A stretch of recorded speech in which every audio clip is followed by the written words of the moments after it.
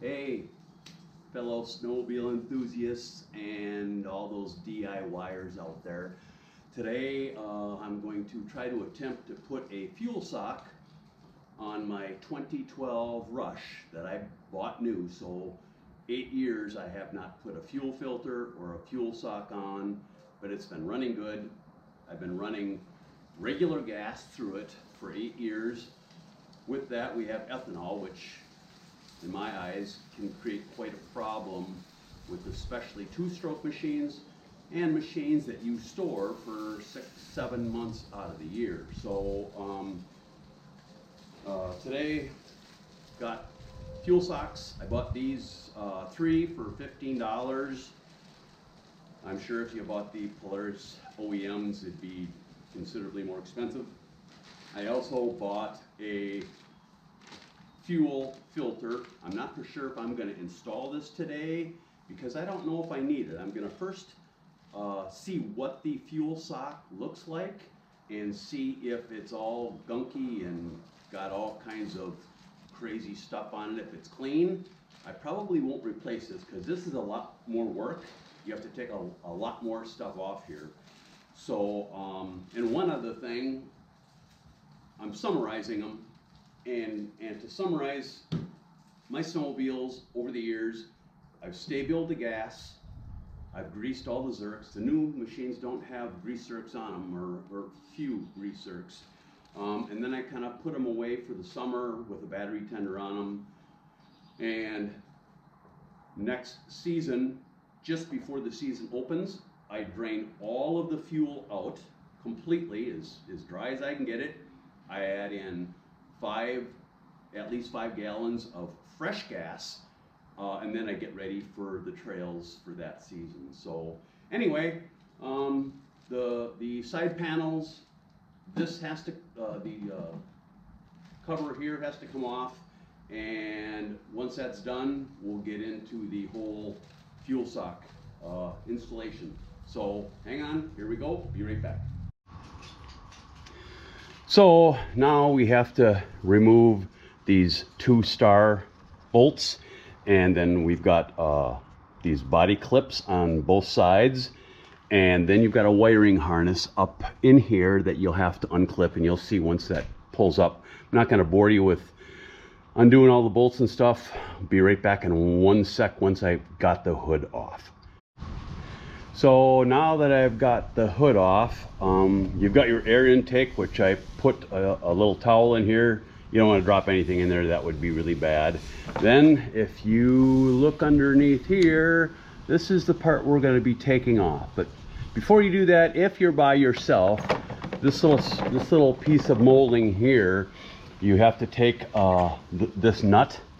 This nut comes off, and then your cap comes off, and this whole piece lifts up and off, and that'll get everything out of the way for you. So and then once that's out of the way, we're going to go and remove these 2 fuel lines and this nut.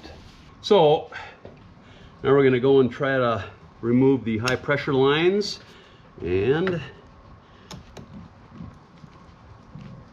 like that. All right.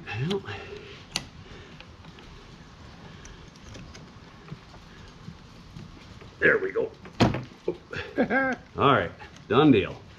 So now we've got the 2 fuel lines off, and this nut has to come off. And the manual says this has to be torqued to whatever torque.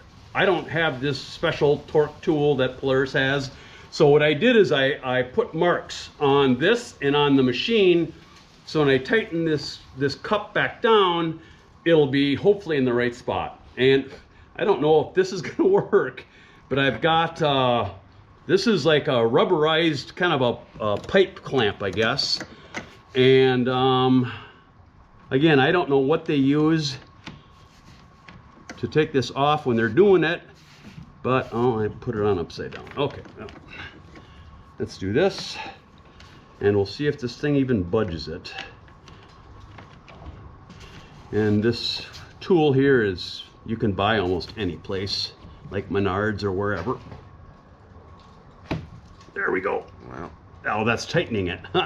Okay, yeah, I had it on, right? Righty tighty, lefty loosey.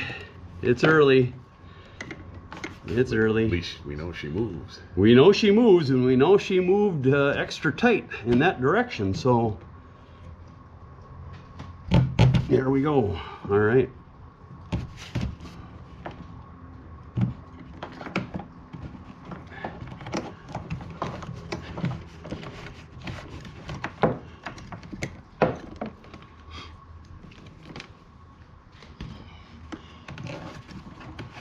Now for the big reveal, right? Wow.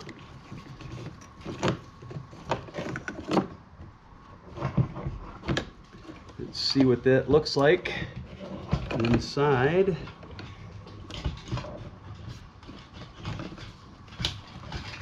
Your fuel pump right there. And I know, Dan, that you said that you could hear when this was plugged because it was whining. Correct. And Oh, boy. let that drain a little bit. Yep. And you know what? Look at that.